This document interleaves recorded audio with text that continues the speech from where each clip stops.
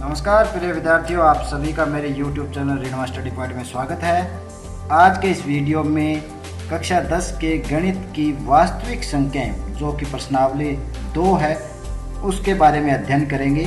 तो आइए प्रश्नावली 2 में चलते हैं। प्रश्न संख्या 2 पे यूक्लिड विभाजन प्रमेयिका द्वारा दर्शाइए कि किसी भी धनात्मक पूर्णांक संख्या का घन 9q या 9q प्लस 1 या 9q प्लस 8 के रूप में होता है, जहाँ q एक पूर्णांक है।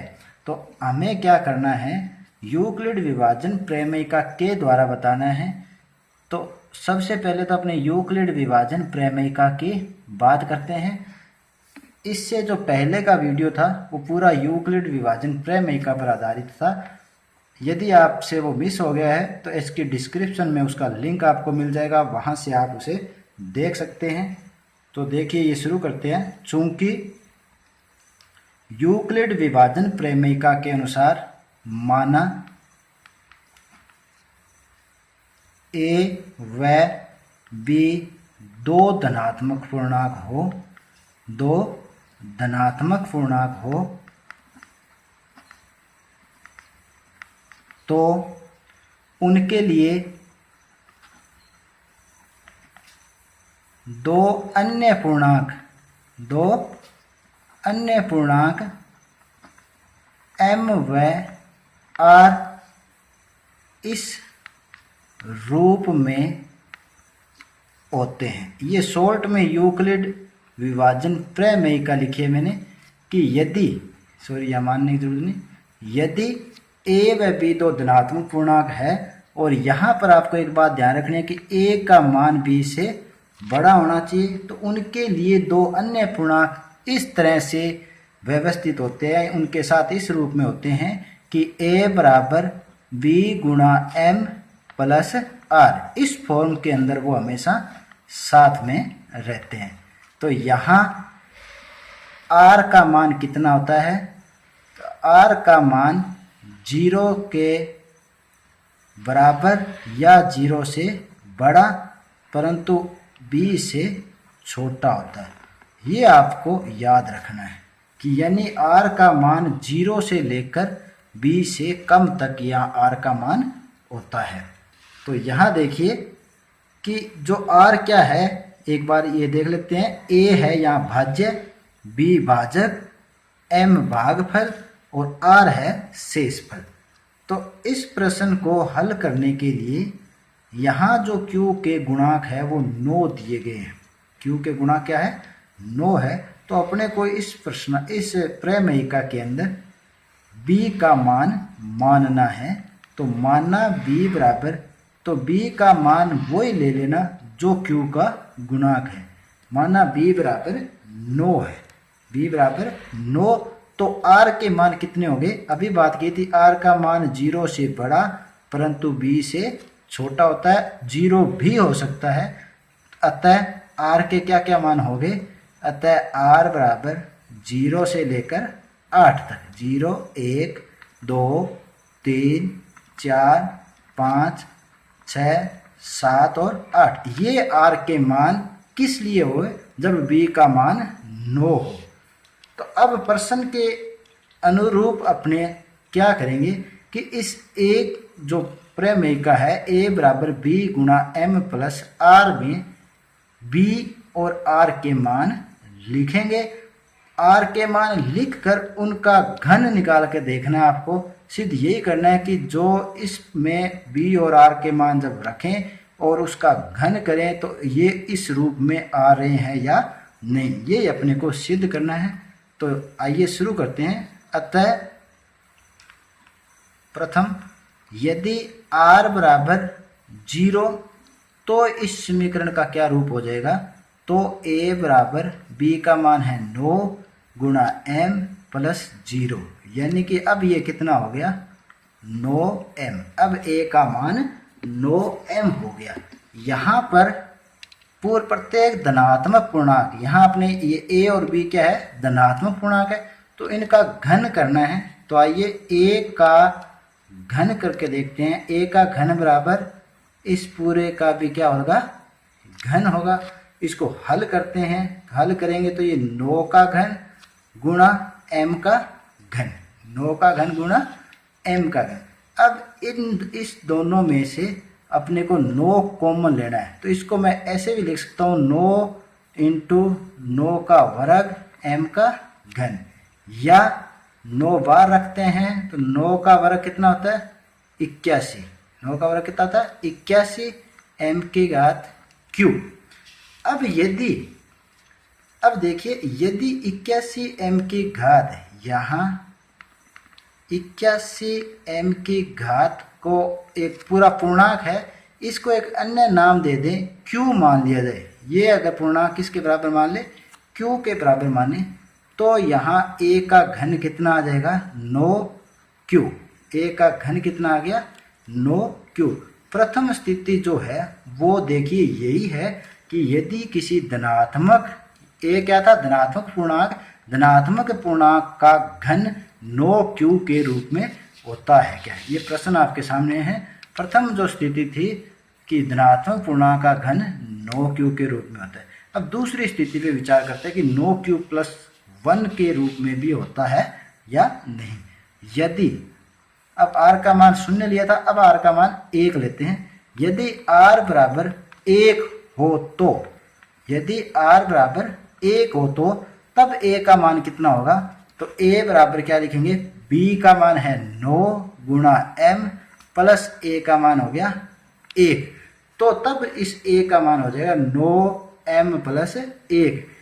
दोनों का घन करने पर, क्योंकि प्रश्न के अंदर जो ये स्थिति यही दी गई है घन करने पर। अब दोनों का घन करते हैं तो इधर देखिए a का घन बराबर इस पूरे का आपको घन करना है। पूरे का घन करने के लिए एक फॉर्मूला आपके याद आ रहा है, कक्षा 9th में भी किया है। a इस पूरे को a प्लस b का घन, a प्लस b का घन।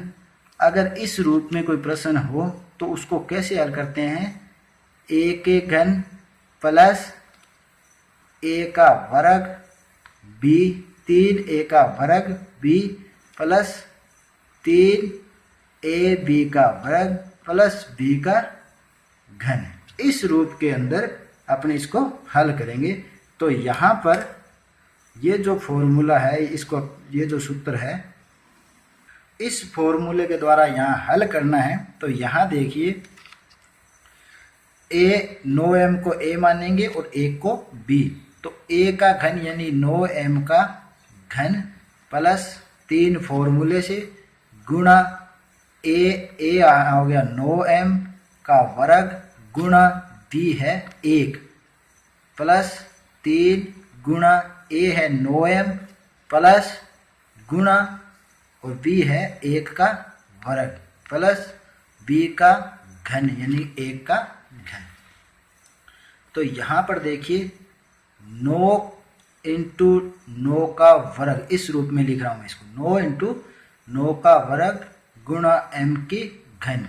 यहाँ भी इसको 9 का वर्ग है तो 9 अंदर रख रहा हूँ, ये 9 तिया 27 m का वर्ग प्लस यहाँ देखिए 9 अलग है, 9 गुणा 3 m और प्लस 1।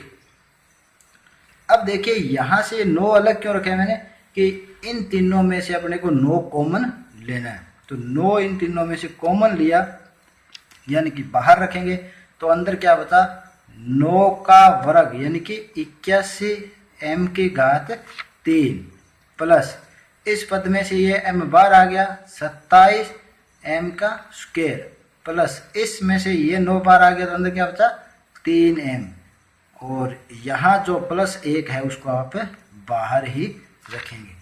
तो यहाँ यदि आप देखिए यहाँ पे मैं अगर 81 m की cube plus 27 m square plus 3m बराबर q मान लूँ तो क्या हो जाएगा 9q प्लस m। तो यहाँ लिख दीजिए q भी एक क्या है पूर्णांक है, यहाँ 81 m की घात 3 plus 27 m square plus 3m बराबर q अपने मान रख लेते हैं इसका मान। तो अब देखिए कि यदि r का मान 1 ले तो a का यानी धनात्मक पूर्णांक का घन 9q+1 के रूप में आता है। अब अपने पास तीसरी परिस्थिति रह गई कि 9q+8 के रूप में धनात्मक पूर्णांक का घन होता है क्या। तो यदि r बराबर 2 हो तो उस कंडीशन पे बात करते हैं। तो a के मान कितने हुए, b कितना था अपना 9m प्लस r कितना है 2। इस कंडीशन पे अगर बात करें तो दोनों तरफ a का धनात्मक पूर्णांक का घन करना है, तो दोनों तरफ घन करने पर या a का घन करने पे ऐसे भी लिख सकते हो, दोनों तरफ घन लेने पर।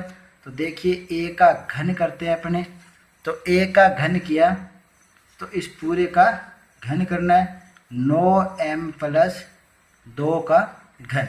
अब इसको हल करते हैं, a प्लस b की क्यूब का जो फॉर्मूला है वो क्या होता है, a की क्यूब यानी पहली संख्या का घन। तो देखिए पहली संख्या का घन, तो यहाँ पहली संख्या का घन प्लस 3 सूत्र से लगेंगे गुणा पहली संख्या गुणा दूसरी संख्या प्लस 3 सूत्र से पहली संख्या का वर्ग आएगा भैया, प्लस 3 सूत्र से पहली संख्या गुणा दूसरी संख्या का वर्ग प्लस दूसरी संख्या का घन। ये फॉर्मूला इसके अंदर लगाना है। तो यहाँ देखिए यह हो गया 9 का घन, आपको एक बार हल नहीं करके लिखना, लास्ट में लिखेंगे 9 का घन m का घन।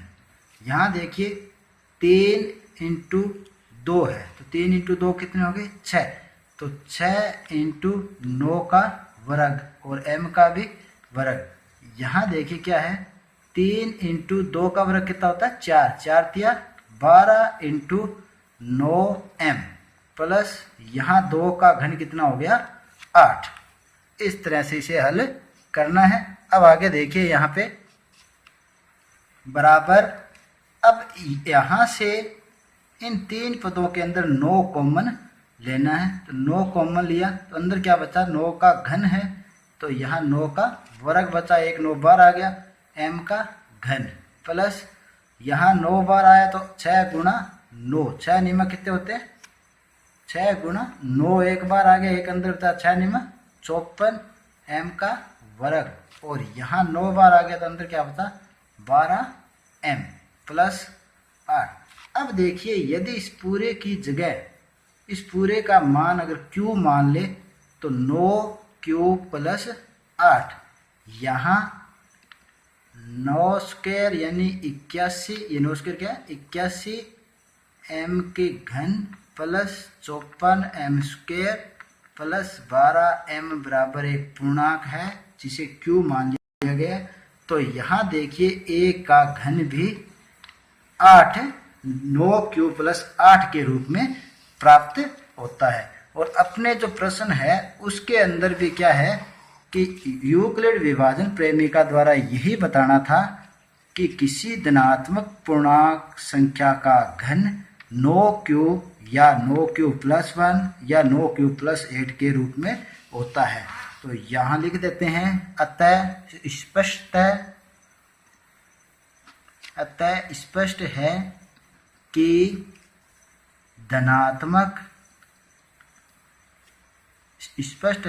धनात्मक पूर्णांक संख्या का घन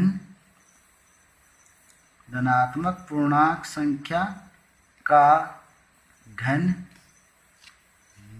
9q या 9q प्लस 1 या 9q प्लस 8 के रूप में होता है। और यही अपने को सिद्ध करना था, ये अपने को क्या करना था सिद्ध करना था।